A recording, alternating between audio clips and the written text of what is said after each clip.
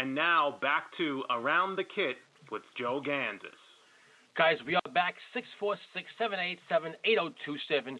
Going to play a little something for my first guest, the great John J.R. Robinson, and then I'm going to be calling him up tonight. So this is a little solo from the great John Robinson.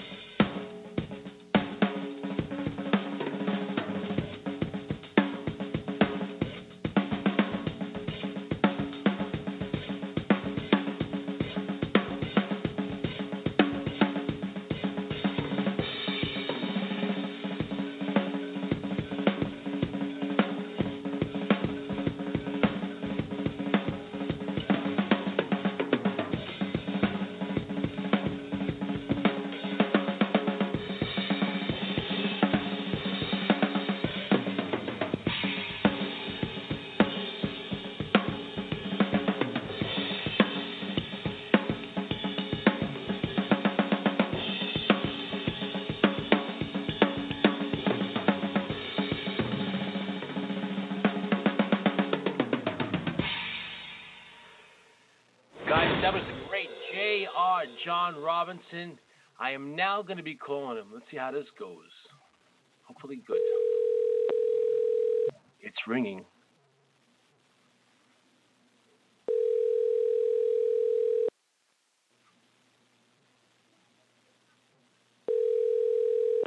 Hello? John. Yes. John, give me a second. Let me do the right introduction. Guys, on the phone right now is a living legend, one of the most versatile drummers in the history of drumming, the most recorded drummer ever, and just a solid drummer, solid as they come. It gives me great pleasure to welcome to Around the Kit, the great John J.R. Robinson. Welcome to the show, John. Hey, Joe, thanks. Hey, and everybody around the world and who's listening, it's my pleasure to be here, man. Happy Sunday. How you doing tonight? What's going on, brother? Oh, you know, man, just barbecuing, strippers, you know, whatever. No, I'm kidding, of course.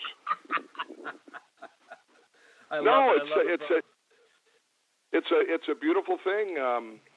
I've got my son and helping him get auditioned for high school as a drummer, and that curriculum is a lot more difficult than when I was in high school. Let's just put it that way. Absolutely. Guys, we're talking to the great J.R. John Robinson. Let's go back a little bit, John. We do a little timeline here. Early 50s, mid-50s, we start playing the drums maybe.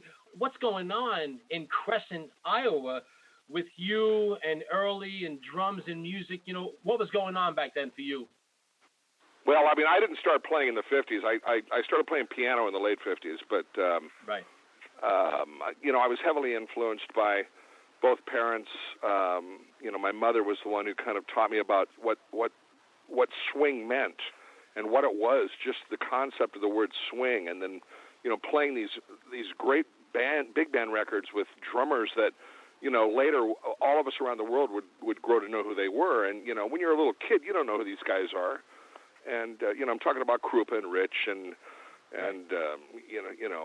Philly Joe and all these cats. And so I started playing in the early 60s, around 62, 63. And I don't know, I just got hit by, like a drum bolt from upstairs, Absolutely. And, that time we had pretty much the British invasion with Ringo and Charlie Watts. Were those guys, those two guys who you looked up to back then a little bit? Yeah, what's interesting is that it's a great question. I was a Dave Clark 5 fan, and I don't know what that means. I think because my older sister was in love like every other girl in the world, especially the United States, with the Beatles, and maybe it's that part jealousy. I go, how dare you look at those guys with those guitars? And where is the drummer in the Beatles? He was, way back there. And I think with Dave Clark 5, it was kind of cool because he was kind of featured in a sense. But I eventually became amazingly attached and just amored with Ringo's style and the contribution of his musicality. And plus, he's just a cool guy. And then going to Charlie Watts, my God! And if you listen to even going back to Painted Black, how simple that was and the way it was recorded, it still holds up in today's mixes. Right. So, both heavily influenced. I wanted to talk to you about your parents. You brought them up briefly, Jack and Helen.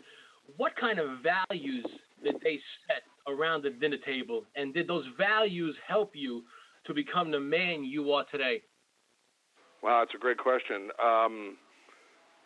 My mother was from the South, from North Carolina, Durham to be specific, and her father would not allow us to even speak at the table unless we were given the permission to speak. So, in other words, you respect your parents right out of the gates. On the northern side with my father, they all grew up out of the Depression and had to basically, support themselves or, use the United States, the GI Bill, to get further.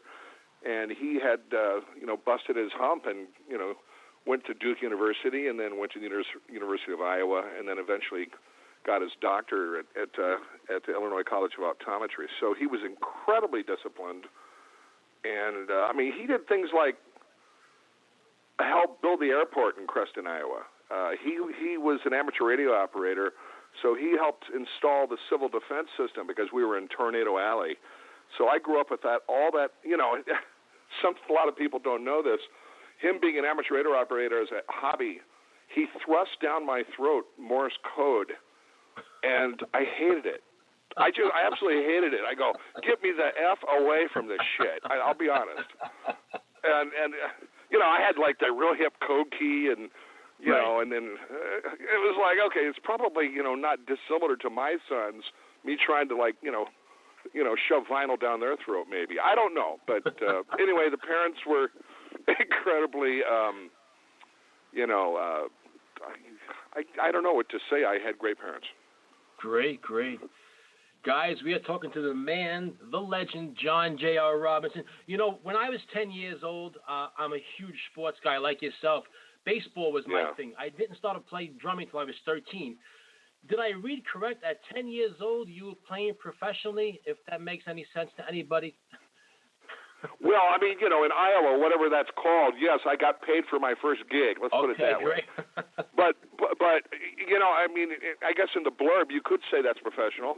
Yeah, I mean, here's another little tidbit people don't know. When I was 5, I used to get paid for wearing a tux and being a ring bearer in people's weddings. Nice. So maybe I was a professional model at age 5. I don't know, but yes, I guess I turned pro when I was 10. Yeah. Give me a couple of minutes. I seen you in a picture with a bass drum that said "The Quiet Explosion." Oh my God! Oh, that was that was one of those high school bands. Actually, it was like right into high school. When I grew up, high school was only 3 years. Right. It was 10th, 11th, and 12th, and a part of me still actually likes that concept because of the freshmen coming into high school are a little bit overwhelmed, I think. But we had a band, and of course, you're always searching for the ultimate name. And I don't think that name was quite right, But I know somebody drew it. I don't think I wasn't the artist, so I didn't draw it. And right. I think I taped it to the front of the bass drum. Great stuff. I just had to ask. I seen the question. I said, "Wow, this looks pretty cool." Later on, you make the trip up to Boston. And now we're going to Berkeley. Before you went to Berkeley, my question is, how was college and that? Not the same old question. Before you went to Berkeley, you must have had some sort of vision what it was like. When you left Berkeley, was the vision the same, or did you learn even more or less than what you thought it would be? That's a great question, and absolutely, to answer it at the end, I learned just oodles more than what I imagined going there. Backing up a bit, I started going to music camps in 1969 when I was still coming out of junior high school, and I went to Northwest Missouri State University. It was my first camp, and it was very interesting. You don't want to teach, and I teach on occasions, selective students, but I come and do high school stuff, and when I see young kids, I don't want to preach competition. Honestly, I don't. And my teacher, one of them was Ed Sof at North Texas State, and he didn't. But in reality, it's incredibly competitive. So when I got to Northwest Missouri State, the head of the music department, his name was Ward Round's son, Ted, was the head drummer at camp, and I go, great. Oh, God. And I get there, but he was really good at mallets. And so when I auditioned, I became the trap set drummer, and I learned about competition at that point. So each year I would go to some sort of a camp somewhere, including basketball camps. And but I learned a lot from when I met Ed Sof at Illinois State University. Great stuff. Like yourself, I know I'm a huge sports guy, big football guy like yourself. I know in football, there's so much strategy in football, John, whether it's the offensive line, figuring the defense out, offensive plays, all the strategy. To a John Robinson, is there strategy in drumming to you? Interesting question. Absolutely. Let's just take what I did this week. Okay. And there are still sessions happening, and when they are, they're just gold and gorgeous things. One was working with a great film composer named Teddy Shapiro, and he's doing Ghostbusters.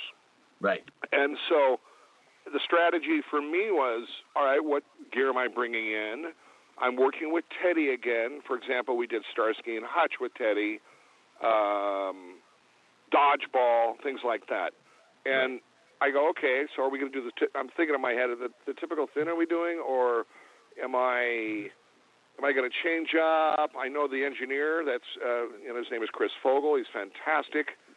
So when I got in there, I'm working with an upright bass player, Mike Valerio, and a percussionist, and we do, 6, 7, 8 cues that way, and then they release them, and I'm sitting around, and then they pull up the theme Ghostbusters. Well, that was definitely a strategy concept, because when I heard the new theme, which everybody else will hear in a month, right, it was just rocking. It was totally,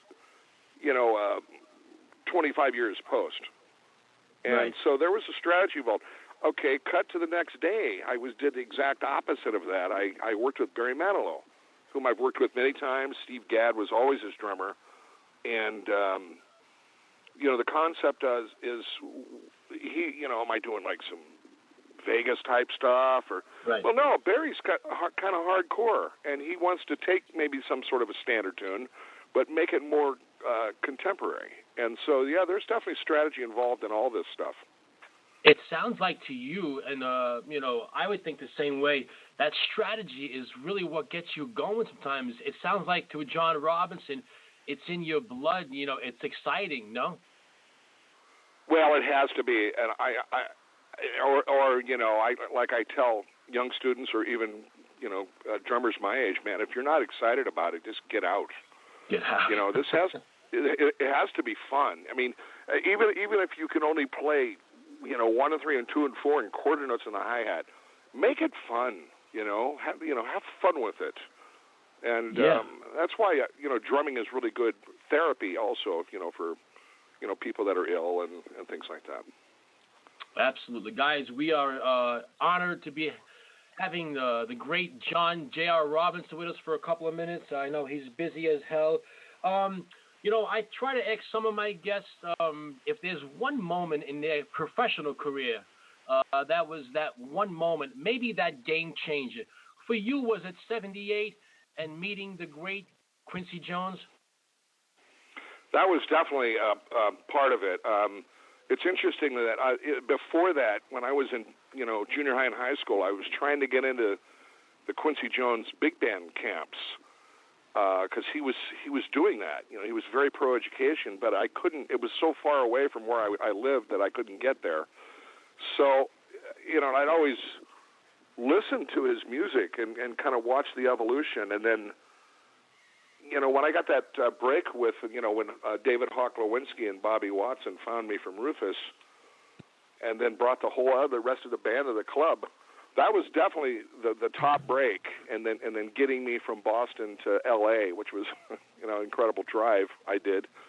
And then meeting Quincy another couple of months later. Absolutely. And I guess, as they say, the rest is history, huh? Well, we're still trying to keep that ball rolling, so. Yeah, absolutely. For a guy like you who's been the busiest drummer ever, I wanted to ask you this question because there are a lot of guys and drummers like this, John, so just give me a minute. Talk to me about this kind of drummer, the guy who talks like this. Frig you. I'm the best. I'll do what I want. I got the fastest feet, fastest hands in the world. Frig you. I'll work when I want, who I want with. Have them call me. Now, hear what I said, John. If you had a half an hour with this person, how would you educate this person if you could? Wow, what a question. Those are exactly the exact opposite traits that I try to maintain. Exactly. Or naturally maintain. I'll give you an example. We're at the Astrodome. We're at the New Orleans Superdome in the old days with the Quincy Jones Band, and this is when we were headlining at that point. And it was right before the show, and it's almost everybody's in the seats. And if you've ever been at the Superdome, it's huge. It's old school, but it's huge. Quincy walks me out there, and he points up to the way up in the balcony to the left, and I thought he was going to show me somebody I knew. Like, hey, look, there's Bob. No, Quincy goes, JR, you see up there? I go, yeah. He goes, they don't give a goddamn what you're playing on the hi-hat. And he turned around and left me on the stage, and I'm just sitting there like, huh? Did that just happen? Yeah. And in other words, so the point to this guy is, you got to have respect. You have to be humble. There is somebody in the wings that could easily take your gig. Sure. If you're musically inclined, And I got to tell you also, no offense to Fast Feet, right. but all of that that'll just get you out the door quicker. Mm-hmm. Okay, good. I mean, it's and I'm not bagging on my Norwegian speed metal brothers, but I don't know if I answered your question. Yeah, it's just I see it all the time with these guys with attitudes, and then I think about you and just guys that are just the exact opposite. And I wanted to get your take, if you could sit him down, what you would say to him to try to educate him better. I'll give him, including my, I don't need to hype up myself, but yeah. I'll give him 3 other names: Steve Gadd, Vinnie Colaiuta, and Jeff Beccaro. Great. Let's give him a 4th one, and Jim Keltner. All these guys are incredibly nice people. Right. So there you go. I mean, yeah, if he's got that much of an attitude, this guy, right. then he's got some sort of a problem with the way he executes his grooves. Absolutely. Good stuff. Yeah, I wanted to ask you because you're the guy to ask. What's the main thing, John? What's the main thing that you attribute, all your success to? People say hard work and this and that. What's the main thing about, John Robinson that, all these people want to instill their confidence on, all these Grammy winners and all these #1 hits? Why and what is it about you that, they like so much? Well, it's interesting. I mean, I guess when they call me, they know that I'm going to deliver and up their product and bring in magic into this song. And they also know that my time is, I guess, representing what their vision is. And I get drilled. I'll go back in like I did with Daft Punk again. And the first day we're in there, we're cutting and blah, blah, and it doesn't really feel magical to me. And then the second day, the producer asked me, he goes, why don't you just go in there by yourself and start playing at 82 BPM and maybe do what you did on Ain't Nobody. I go, what? I'm thinking, that was a long time ago, but, they were looking for something, some sort of a magical direction that's why I was hired to do. And, you want to keep going around the circle as many times as possible when you work with these people over and over again. You don't want to ever burn a bridge. You want to give it your best. You don't want to, overplay. Mm-hmm. You got to remember, we're us drummers. We're all drummers here. Unless you're doing some sort of a percussion magical thing where it's all drums all the time and stuff. You're basically playing for the song. Mm-hmm. That's Absolutely. really what we're there to do. John, I wanted to ask you, you've been involved with so many songs, my God, and albums, and I wondered, all these great artists or producers or who's ever referring you or who's ever hiring you, has there ever been a time where maybe you, or it happens a lot, we always think like, okay, John gets a song and he has to play it like this. Do you ever get a little leeway to be creative with these artists too? I'm actually, I'll answer that right now. I have leeway on everything I do. And even though it may sound, it depends on whatever it is, it could have some sort of simplistic vibe to it. Or if you really, really dig into it, I'll throw my style within some sort of a place. But it's not, the old adage about Alfred Hitchcock when he made a film. He always was in the scene in the beginning for maybe 1.5 to 5 seconds, and that was it. So I don't know if that analogy works, but it's been years since somebody has maybe told me, like, I don't know, we were doing some sort of a retro disco thing years and years ago, and it called for nothing but 16-note tom fills. And I remember playing them, and the producer pushes the talk back down. He goes, that's too syncopated. I just want straight 16th notes. And I'm thinking, my God, that was 1965. Mm-hmm. And I go, okay. And it took me a second to adjust to that. And, Right. And I go, how's that? He goes, that's what I want. I go, okay. I guess sometimes you just got to give them what they want, right? And yeah, I mean, they're paying you to come in, Right. but and like what was going on this week. I mean, when I'm reading the Ghostbusters chart, I mean, there's some notes on there and certain aspects of what Teddy wants, but they want me above that. Right. Absolutely. Guys, we have been talking to the great John J.R. Robinson. This has been just a treat for everybody involved in Around the Kit. I read something about, you and traditional grip. Has there been like this love-hate relationship with you and traditional grip in your career? Great question, and absolutely. Yeah, it's always been a love-hate relationship. I mean, I don't know about you, but I grew up in the era of matched grip, and I mean, later in life, watching Krupa play solos, watching Louis Bellson play solos, and then Buddy. I think Buddy was just screwing with us all. That guy could probably do it. He could probably have sat upside down on his drum set and played. Yeah. But they were experimenting with match grip, but you could see every one of those guys would always revert back. And when I left Iowa and went to Berkeley in Boston, I realized my left hand was 10 years behind my right hand. Okay. So consequently, with that learning curve, I developed an interesting style coming out of the left hand, which I think comes through in my playing.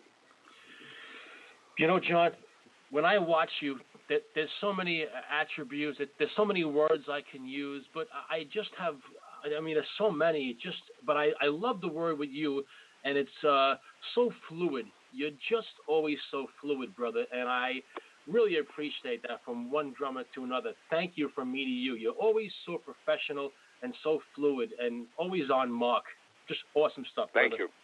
Oh, my God. Thank you very much. I mean, that's beautiful. Thank you. Yeah, and it's a testament.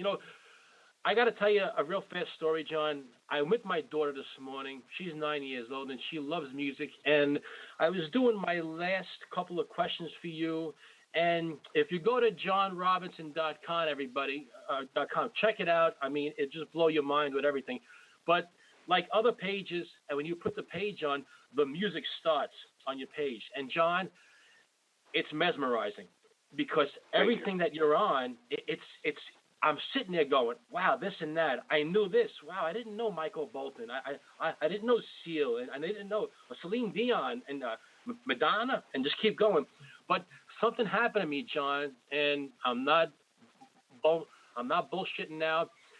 I got emotional. I don't know what happened. I don't know what happened, John, this morning. I'm 47 years old.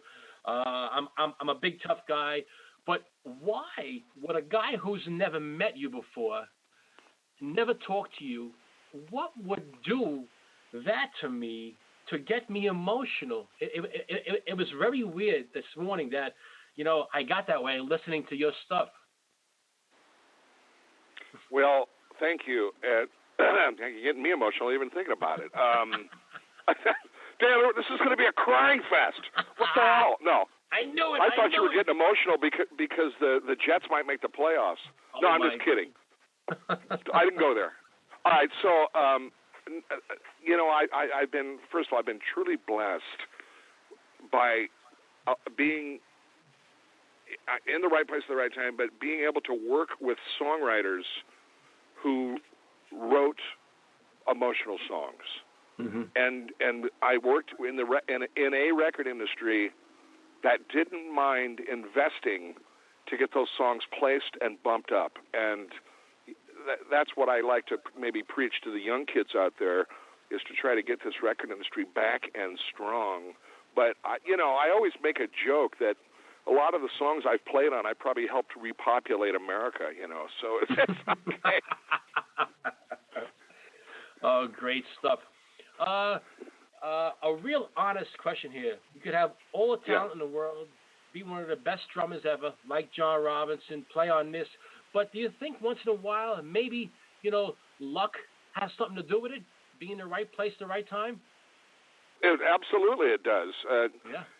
And I'm not quite sure how to answer that. Once you get your reputation built, and this goes for, the 17 to maybe 28-year-old drummer that's struggling, or trying to find him or herself. Once you get your reputation built, that's another story. But it is good to use all our modern things we have and network. Try not to oversell yourself, and try to contribute somehow to the musicality of whatever situation you're in. Mm-hmm. Great, just great stuff. I got a couple more, John, before you got to go. I wanted to ask you, I have a favorite. I made this saying up, and people who listen probably saying, "Oh, don't say this stupid saying again." But it goes like this: surround yourself with positive people. Don't let negative people surround you. And when I think about it, it just says John Robinson's career.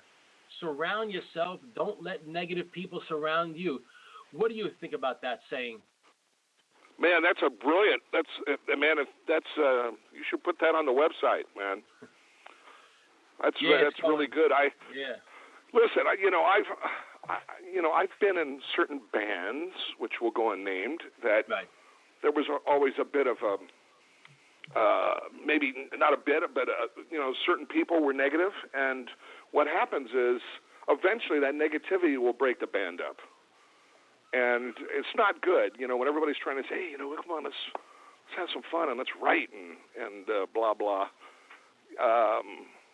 Even if you're in a social group, or you're maybe clubbing or something, and you're hanging out with the wrong people, that'll come back to bite you in the ass. So it's I appreciate that that comparison, and I've always tried to kind of eliminate the bad out of my life. I don't think any of us can do that, but if you just try to walk a forward path and try not to walk backwards, I think that'll get it done. John Robinson, I'm 47 years old, and I'm playing 34 years.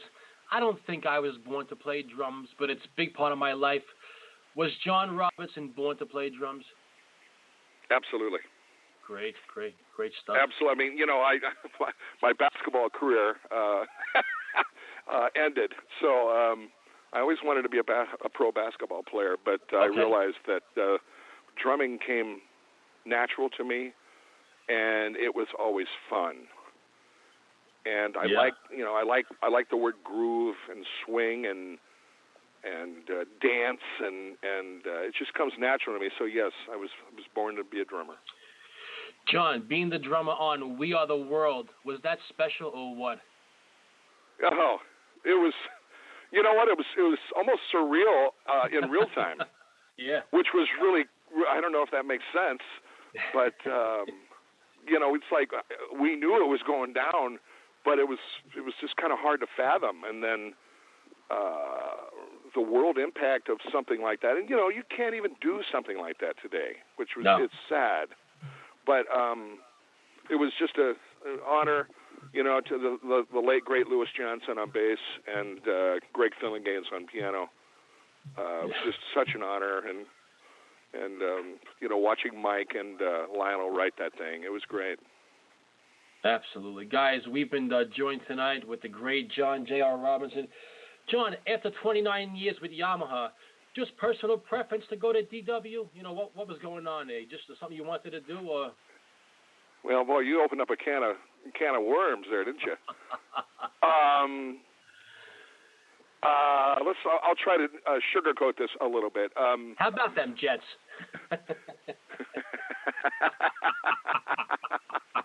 Hey, listen, God bless them. Okay, even though I'm a Chiefs fan. All right, listen, Yamaha, and when I signed my contract in 1981, I signed to a company called Nippon Gaki, which was the parent name for Yamaha. Mm-hmm. And they had just started making kind of cool drums in the late 70s, and And I was always, wow, Steve Gadd's playing these, and Harvey Mason's playing these, and Al Foster is playing these. This is so cool. And finally, the Quincy Jones Band, we toured Japan in 1981, and I basically said I was a Slingerland artist for about a year and a half, and that was my first drum company. And I basically said to management, I want to be a Yamaha artist. And so, sure enough, they arranged the meeting, and I went there. And when I got there, it was like friggin' Christmas when you're 12. Mm-hmm. And my relationship grew with Hagi and the whole Yamaha people, including the late great Jim Coffin, who was from my home state of Iowa, was the head of drums, in North America. And then, as different things changed, people changed. Yamaha started looking at certain situations. They fired the wrong people, and I decided to, the product was, I believe, stretched at that point, and I decided to go to an American drum company, which was Drum Workshop DW, with my great friend John Good and Don Lombardi, and John and I are best friends. He lives literally 4 minutes from here. I could almost hit his house with a rock. And he and I, we do a lot of things together. We do webinars. We hang. We're in a John's football group, and that has nothing to do with the quality of the drums. So my transition to that was, I think, meant to be. Great. I got one more, John, and I appreciate your time. John, with this label, being the most recorded drummer ever, and as popular as you are and as great as your career been, if you had to do it again, which one would you choose? I think it's interesting question. Would you do the same thing over again, or would you want to be in one band that's the greatest band ever?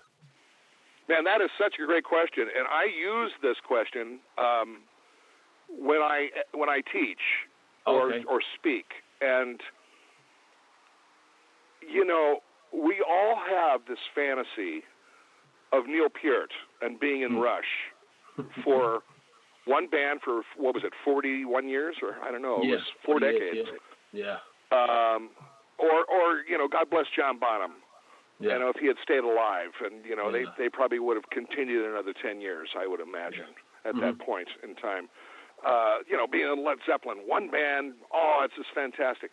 My answer is I would rather have done it the way I've done it now, is be in 1,000 bands. Cool. And that way, generally things don't get stagnant. I'm always looking down a fresh row. It gives me a chance to write different kinds of stuff, maybe get with some other people I haven't played with again, and or played with, and just kind of not reinvent, but stay fresh, stay ahead of the curve. John, do you like the unknown a little bit? Do you like knowing not what's always coming up as far as musically, keep everything fresh? Absolutely. Oh, yeah. I mean, Good. Unless there's some sort of a 15-16 bar that I totally screwed up on, but I don't. But I mean, for example, I'm starting what you're doing. I've got a radio show that's starting on May 25th called Vinyl Night. Thanks, John. Thanks a lot. Yeah, I know. Well, it's just it will not compete. It's a whole other thing, and but it's like it's a new direction, and I've been producing again. I kind of stopped in the older days, and cool. And I've got a couple of things in the works for this year and next year that I think will be incredibly eye-opening. John Robinson, at the end of my interviews, I wish this interview could never end because I could talk to you for hours, brother, but I asked all my guests one question, and their answer is their answer. An honest question. On a scale of 1 to 10, John, rate this interview. 10. 10. We love it. We love 10s. The 10s are good. Joe, I mean, I'm really, I'm impressed with your compassion and and I'm very honored to have been on the show. You got to say hey to Carl for me, Lee and Edward. Yeah, absolutely. What's coming up? You want to throw anything you want to, throw out? I know we got your website. Anything else coming up? Well, obviously, besides vinylnight.com, you can go to johnjrrobinson.com. Let's see what I got here. I already told you about that. I'm with Paiste. I've released a new Swish ride cymbal. They can go to paiste.com and check that out. Next week, I'm in Vegas playing with Herbie Hancock and Chris Bodie, honoring Tony Bennett for KMA brain cancer. And then David Foster and Friends. We do that for children's organ transplants. And we've got a couple of gigs coming up, one in Chicago. When is this? Chicago is in October, and Winnipeg is back in September. So that's basically it. There's a bunch of records coming out, but it just kind of stayed forward, and I'm glad that I was able to do the show, man. Great. John Robinson, I can't thank you enough, brother. I hope one day down the road we could do it again, and we will continue to follow you on your drumming journey. Joe, thanks very much, buddy. And when I get to the East Coast, man, we definitely got to hook up. Absolutely. We'll go to a Jet game, even though I'm a Buffalo Bill fan, by the way. Oh, hey. All right, so you will make the playoffs. We hope. Hey, man, we don't want New England to win anymore. Go Buffalo, man. New England. Give me a break. Hey, I'm there, man. Carol Collado loves you then because, she's a Bills fan. Oh, beautiful. But I'll keep in touch, brother, and thank you so much. All right, Joe, thanks very much. All the best to everybody. Later. Thanks, man. Good night. All right. Later. What a great guest, guys. Oh, God. Can talk to that guy all night. Just great questions.